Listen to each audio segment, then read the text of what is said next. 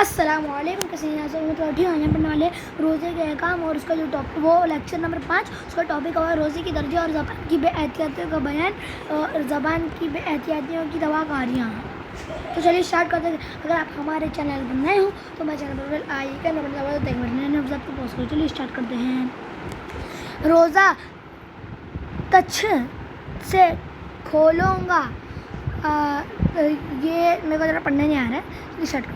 لیکن آج کل تو معاملہ ہی الٹا ہو گیا ہے کہ یعنی اگر کوئی کسی سے لڑ بھی لیتا ہے تو گرج کر یوں گویا ہوتا ہے جب ہو جا ورنہ یاد رکھنا میں روزے سے ہوں اور روزہ تجھ ہی سے کھولوں گا, یعنی تجھے کھا جاؤں گا معاذ اللہ عز و جل. تو توبہ اس قسم کی بات ہرگز زبان سے نہ نکلنی چاہیے بلکہ عاجز کا مظاہرہ کرنا چاہیے. ان تمام آفتوں سے ہم صرف اسی صورت میں بچ سکتے ہیں کہ اپنے اعضاء کو روزے کا پابند کرنے کی کوشش کرے.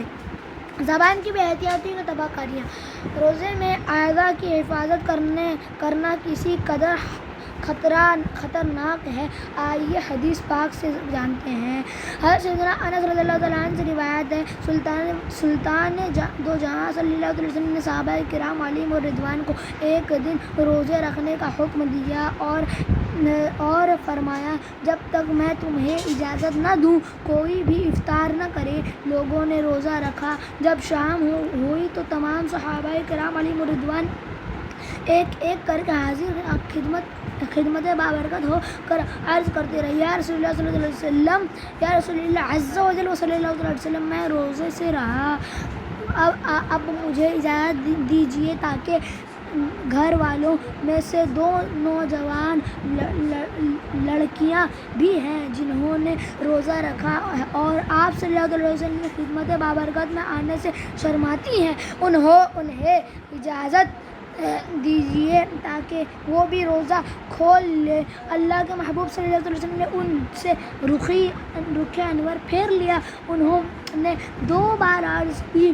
آپ صلی اللہ علیہ وسلم نے پھر چہرہ انور پھیر لیا. جب تیسری بار انہوں نے بات دہرائی تو غیب دان رسول اللہ صلی اللہ علیہ وسلم نے ارشاد فرمایا, ان لڑکیوں نے روزہ نہیں رکھا, وہ کیسے روزہ دار ہے, وہ تو سارا دن لوگوں کا گوشت کھاتی رہی.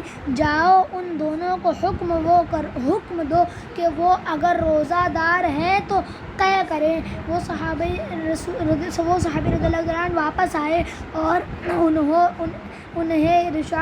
انہیں فرمان شاعر صلی اللہ علیہ وسلم سنایا. جب دونوں نے قے کی تو خون اور چھچھڑے نکلے.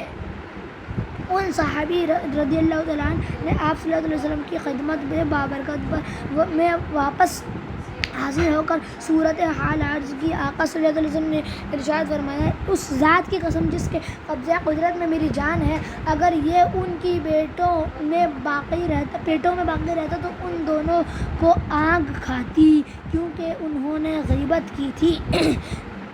ایک اور روایت میں ہے کہ جب سرکار مدینہ صلی اللہ علیہ وسلم نے ان سے منہ پھیرا تو وہ سامنے آئے اور عرض کی, یا رسول اللہ عز و جل صلی اللہ علیہ وسلم, وہ دونوں فوت ہو چکی ہیں یا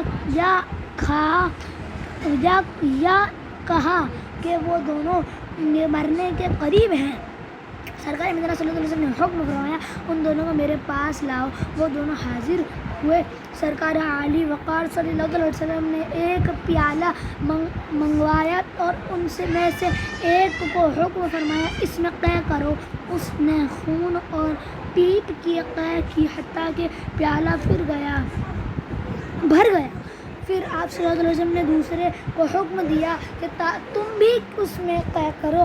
اس نے بھی اس طرح کی قے کی. اللہ کے پیارے رسول اللہ صلی اللہ علیہ وسلم نے ارشاد فرمایا, ان دونوں نے اللہ عز و جل کے حلال گردہ چیزوں یعنی کھانا پینا وغیرہ سے تو روزہ رکھا روزہ رکھا، مگر جن چیزوں کو اللہ عز و جل نے اللہ عز و جل کے علاوہ روزے کے بھی حرام رکھا ہے، اللہ عز و جل نے اللہ عز و جل نے علاوہ روزے کے بھی حرام رکھا ہے، ان حرام چیزوں سے روزہ افطار کر ڈالا ہو یا یوں کہ ایک لڑکی دوسری لڑکی کے پاس بیٹھ گئی اور دونوں مل کر لوگوں کا گوشت کھانے لگے، غیبت کرنے لگے۔ اس حکایت سے پتہ چلا کہ غیبت اور دوسرے گناہوں کا ارتکاب کرنے سے براہ راست اس کا اثر روزے پر بھی پڑ سکتا ہے۔